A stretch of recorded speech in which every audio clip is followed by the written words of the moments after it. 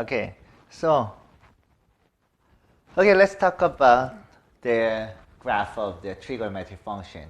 Okay, so did you review what we learned before, right? So unit circles, the angles, its radian measures. These concepts are really important to analyze the graph of the trigonometric function. So you have to review and memorize every kind of concept that I already explained this last time, okay? Okay, let's go. So today, we started from the unit circle as well, okay? And then from the unit circle, we can draw the trigonometric graph, which is our sine, what's that? Cosine and tangent. Okay, let's draw these three trigonometric functions together. Okay, let me draw the unit circle here. Unit circle. Oh, what's that? What kind of circles are like this?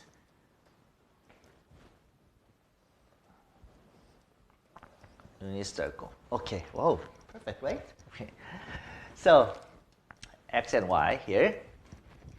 So I draw the long horizontal axis and a little bit shorter the vertical axis. So we will, okay, so I already explained what the trigonometric functions are, right? So what was the sine x?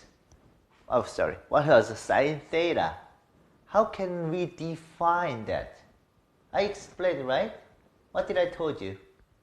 What did I tell you? Yeah, sine thetas are y over r on the unit circle, right? So let's draw a certain terminal side. So the intersection between the unit circle and the terminal side here. Let's plot the x and y, and the angles are theta, right? So when theta is determined, then according to the value of the theta, the coordinate x and y are also determined by the measurement of the angle theta, right?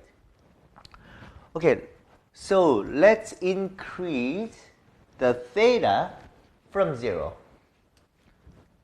from here, because this is the unit circle. The radius is what? Yes, 1. So the coordinate of this point. So what do you think it is? Can you tell me the coordinate of this point? Yes, 1, 0. So here, the trigonometric functions defined as y equals sine x. So we plot the x on the horizontal axis, and we denote the vertical axis by y. So what do you think the value of x is? Okay, actually what the x mean? Yes, this is the angle on the unit circle. Am I correct?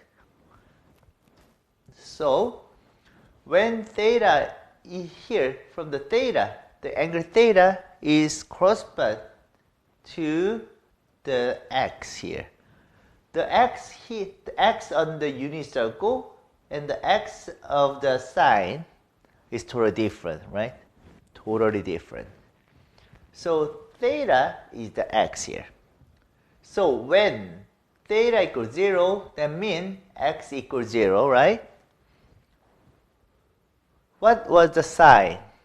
Sine, we can read the y coordinate to determine sine, right? So when x equals 0, then y equals 0, right? The x means the angle. I repeat again. When x equals 0, then y is 0. We started from this point. As the the theta getting greater like this way, the y coordinate getting greater as well, according to the increase in the theta.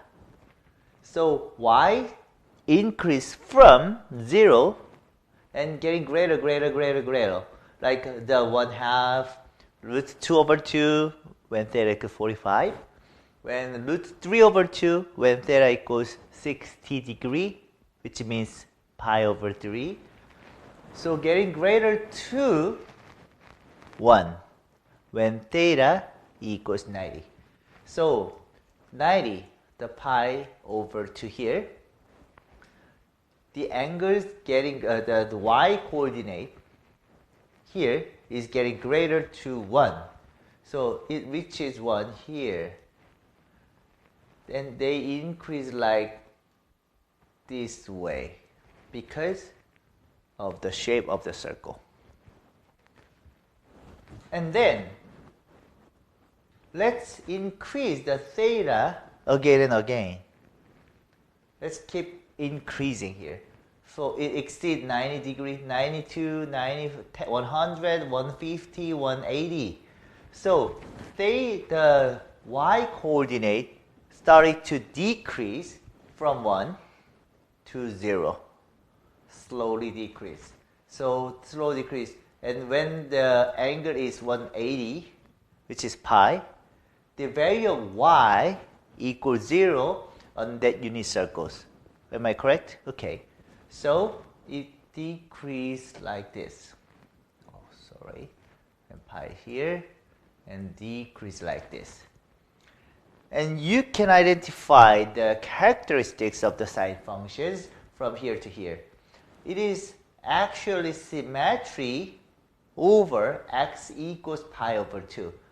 The horizontally, it completely flipped. Okay? So when pi, the value of y equals 0. Okay, let's keep increasing the theta again. So from 0, the theta, as theta getting greater like this way, the theta decrease to the negative, right? So it keeps decreasing to the point here where the y coordinate equals -1, right? So when 3pi/2, then we can plot the y coordinate as -1 here. Okay, good. So, and then, okay, let's keep doing the same thing. So let's keep increasing here. The y coordinate keep increasing from here, from -1 to 0. So what do you think the angle of this point is? 0, and it always rotated 1 revolutions. It makes 360 degree, which means 2 pi. So when the angle is 2 pi, it's going here. So we can draw the graph like this way. So this is the 1 cycles of the sine function. And the circle started again. We already learned the concept of coterminal. So the value of y, okay, let's do it again. Wake up. It's very important, so don't sleep. So the y started with the same values from 0. So when pi equals 0, or when theta equals 0, when theta equals 2 pi has same values, and it makes the same, and it repeated like this way. Which means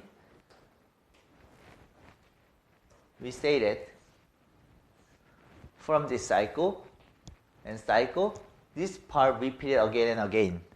So we call this sine function as periodic functions. So periodic function is the function which has its period. Okay? Let's talk about the period. What the period is. Okay, period is mathematically defined as that when same patterns appears again and again. in the certain cycle. So we can define like this way.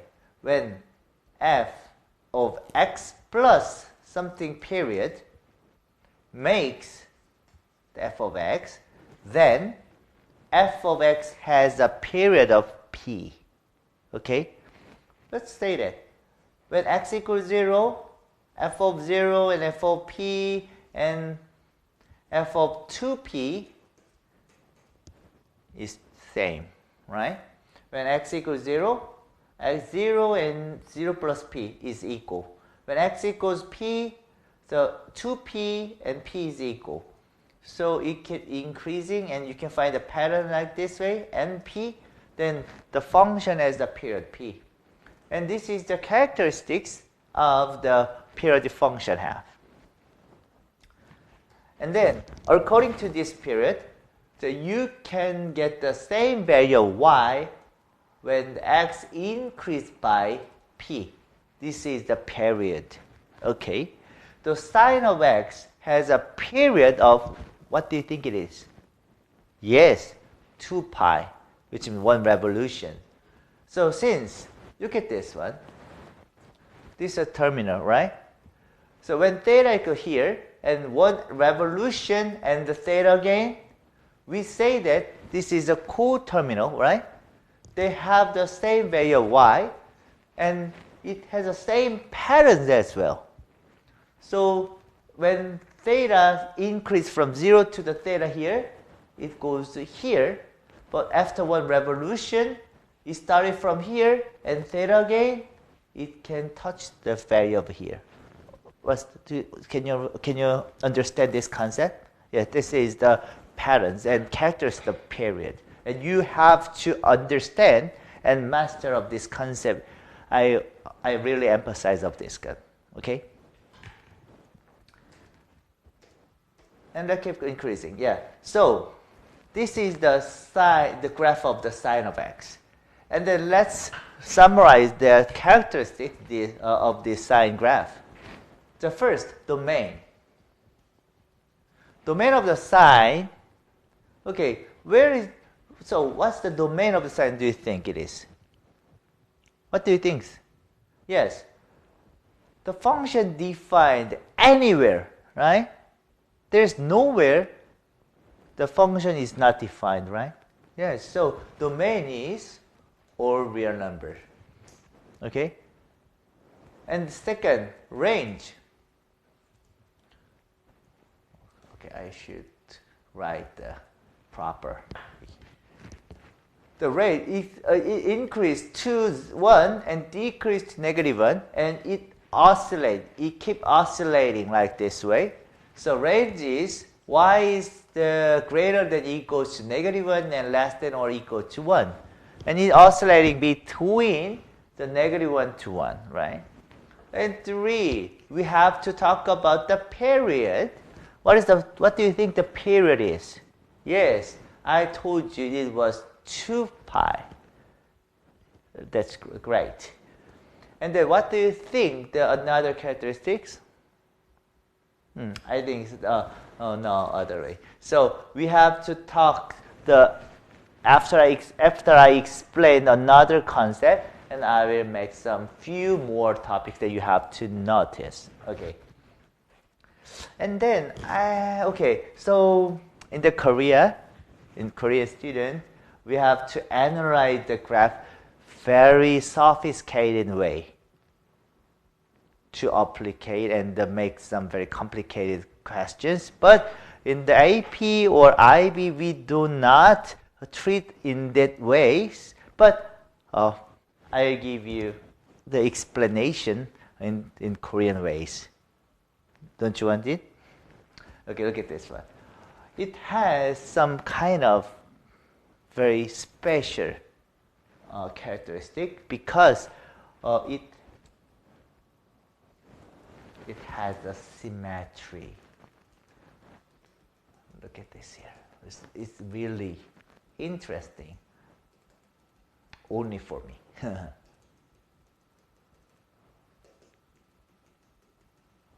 Okay, I made 4 long rectangles here.